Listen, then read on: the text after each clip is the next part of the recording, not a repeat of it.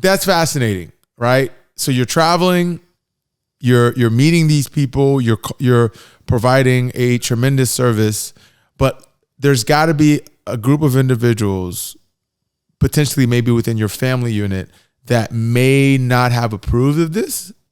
Oh yeah. So oh yeah, who showed the biggest disapproval in your line of work? my father. Ooh. He still doesn't approve of it too. Damn. So walk me through what it was like walk me through what it was like for your father to find out that you cuddle people for money. Oh boy. You're asking me to relive my biggest scar here, huh? So I had to come out to them because 1 year in, I got interviewed from a lady that I met at a conference. She goes, "Oh, I'd love to interview you for my blog." And I'm like, "Yeah, sure. Here's my email." Yeah. And she emailed me. It wasn't her blog. She was a senior editor for the Penny Hoarder. Okay. That's a humongous place. They get I think 1 million hits a day. They wanted to do a feature article about me. So I was like, I got to tell my parents before somebody sees this article and they're like, "Did you know your daughter does this?" Yeah. So I brought them to brunch and I told them, I've been doing this work for a year. They're writing an article about me. You're probably going to see it. Oh, wow. Let me tell you about my work. So I want to answer any questions you have. The kicker was that around that time, I was starting to think about doing this full time, which I then ended up doing a couple months later. Yeah. 2 weeks went by and my dad said that I need to come home immediately.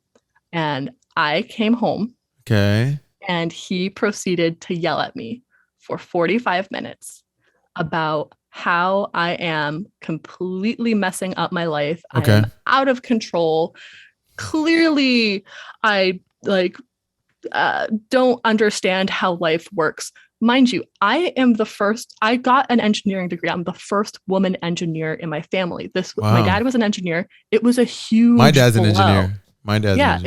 So it was a huge blow that his daughter, who he had such high hopes for in her industry, was looking to leave it for this thing that he didn't really understand. Yeah.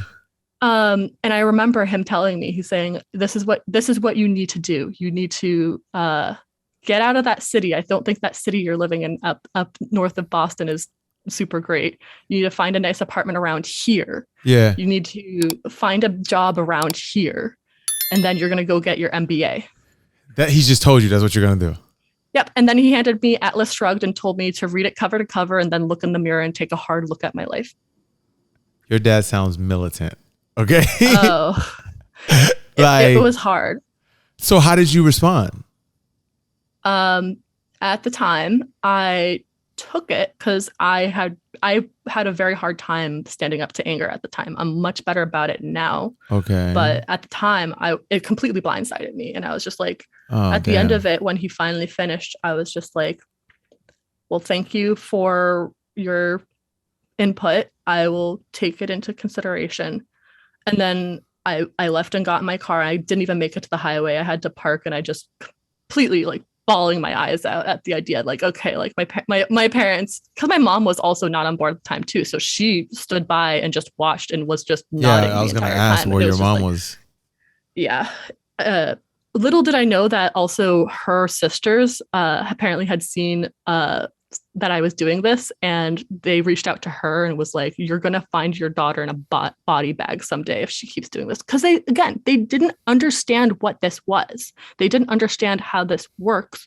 And at the time, there was very little resources on the internet to look at to really get what this is. Right. So whatever was not out and available for them to educate themselves, they filled in the blanks with the worst possible thing. Right. That makes sense looking back. That makes sense, because when you're ignorant to a particular space, you're going to feel some type of way about it. I'll give you an example. This is not on the same level as you, but my father's an engineer, right? If he sees this, I don't care. He's going to know, but he knows already. My father's an engineer, right? And when I got into college, I was studying architecture, right? And, he was very appreciative. Like, well, I'm an engineer. My son's going to be an architect. We're going to go into business together. We're going to do all this stuff, right? because he still has a construction business. He's a general contracting business. And okay. so for me to be an architect, it's like, yeah, and he had like his architect friends are like, yeah, my son's gonna be an architect. So even though in school I was having straight A's, I was bored, right? I was extremely bored. And I quit architecture. Right? Yeah. I quit architecture. And then when my father found out, he shunned me. Right? I told him I was gonna get into I wanted to do business. Right? Like how can you be ashamed of doing business? And he's like anybody can do business. You ruin your life. Like you're being I don't remember all the things he called me. It wasn't like extremely harmful, but it was just one of those things where he was extremely disappointed. He brought in one of his like architect friends to talk to me.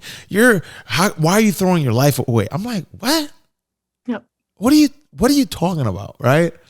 Yeah. I'm not saying I'm dropping out of school or I'm being a dead. Like I want to study business. Like, what are we doing right now? You know what I mean? Yeah. Like you were still on a path to like find a career that you wanted. But regardless of what it is, the point is a father is going to give advice only to the limit of what he understands. He or she is going to understand, right? Absolutely. Yeah. So someone in your scenario, there's a large population of people. Like I think even in my scenario, there's probably a population of people who are like, let him go into business. Business is a completely respectable, direction for a young man to go to. But I think someone in your space is probably going to be a lot more difficult to find allies to say, yes, let her do this. This is a very powerful and extremely useful field to get into. And so like, I can't imagine there's a large population of people that was backing you up like that. No, I will say this. I've talked to a lot of other professional cuddlers, and I've only met one person that has had quite as extreme of a reaction from any of the people around them as I did when coming out to their close friends. And that was the pioneer in the United States. She was one of the first people to really drive it into the public eye. And she had friends that were like, you're going to get raped, you're going to get killed and whatnot. I mean, like that's my concern when I think about it. So I can imagine somebody who gave birth to you, like, you know what I mean? Yeah. So I can see where they're coming from with the anger. Is it justified? Not really. But like, I can also understand why they might feel that way, especially if they're not familiar.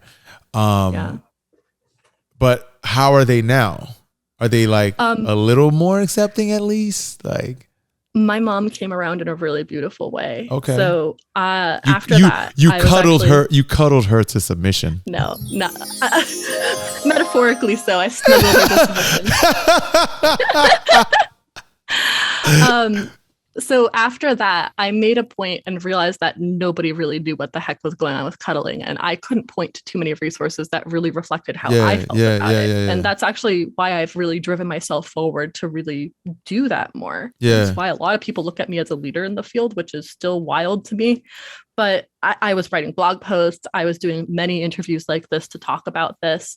And offer my perspective. I recently tried to start a YouTube channel. I need to go back to making more videos. Yeah. And like my mom, like as I was posting these on social media, like she's still following me. At that point, I think I had blocked my dad because it was just such an enraging like moment that I'm like, I can't. Now was he like commenting and giving you like toxic like feedback on there? But he would see things online and then he'd email me. Oh God. Okay. He's an engineer. He has to use that email. Even use like blue ink where I would write things in as like replies, like see my notes below. But yeah, I couldn't handle it. So I blocked him for a little while. But my mom was seeing the posts I was making about my work and what I was doing, and she was consuming it. I didn't know that.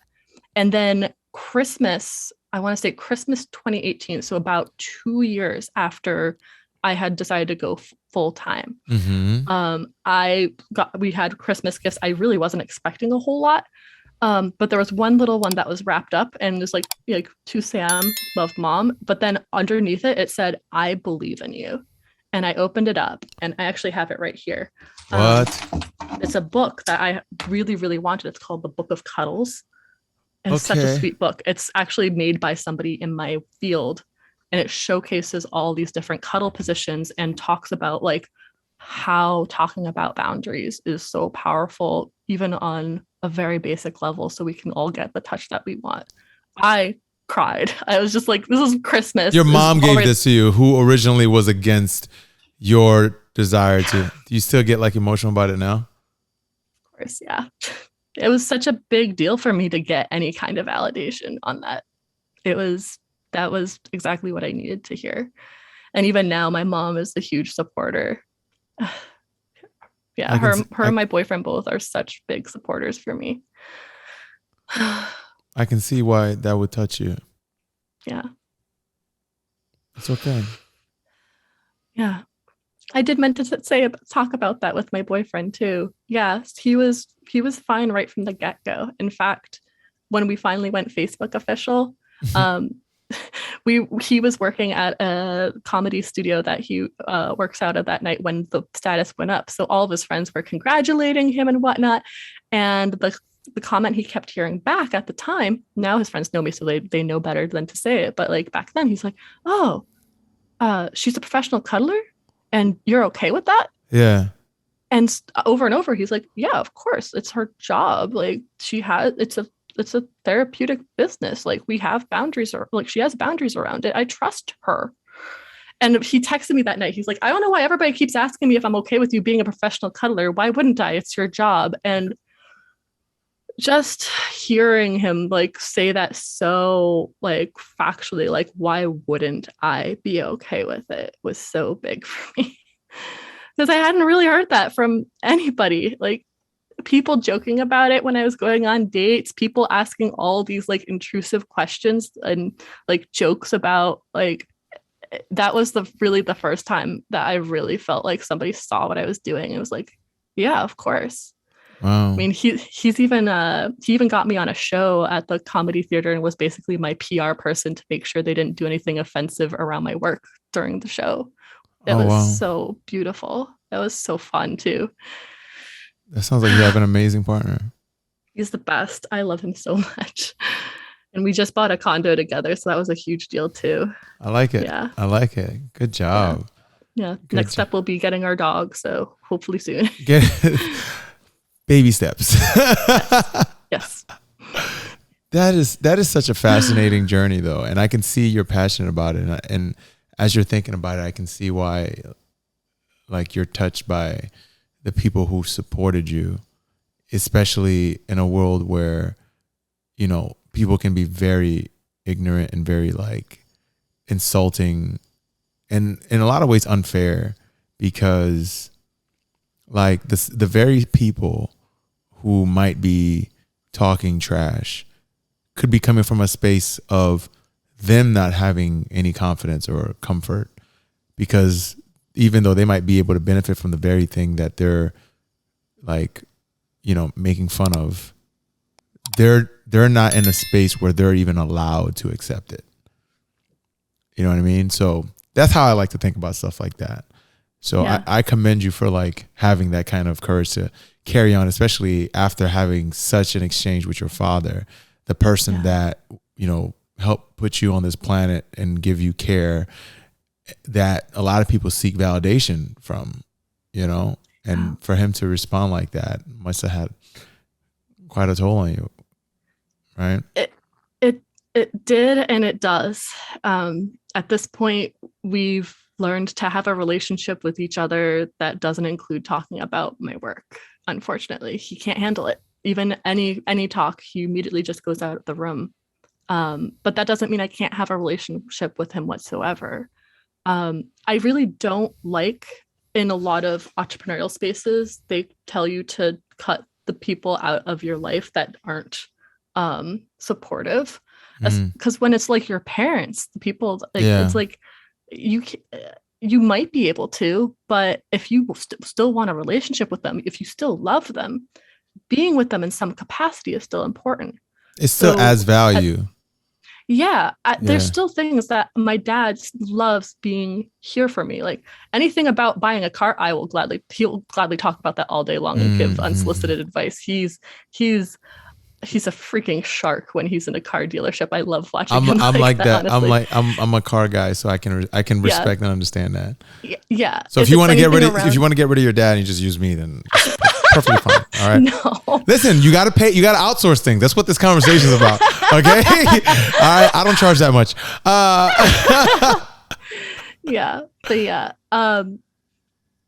I really appreciate that I can still have a relationship with him, even if it's not around my work. And I know that the things that he wants for me is to be happy, to be financially secure, and to be making an impact in the world. And even if he doesn't see that those are things that I'm doing, I know that those are things that I'm doing. Yeah. So at that point, like, I know that I'm like giving back and like loving and honoring him in a way that only I can. It's not the way that he would like me to do it. But it kind of goes back again. I mean, we talked about it before around touch, but it's really everything. Like, what's the intention for doing what it is that you're doing? Yeah. And is there another way to do that? And I found that there is. Like, I'm living my life and I'm so happy. It doesn't look like most people's, absolutely not. A lot of people don't understand it. I mean, I'm sitting in my office right now. It's a very professional building. Most of the building managers don't always know what to make of me when I walk by. Yeah. But that's okay. Like, they too also respect me as a professional, and I can have a relationship as a professional with them. Are they going to come into my office and sit on my cuddle daybed? Probably not.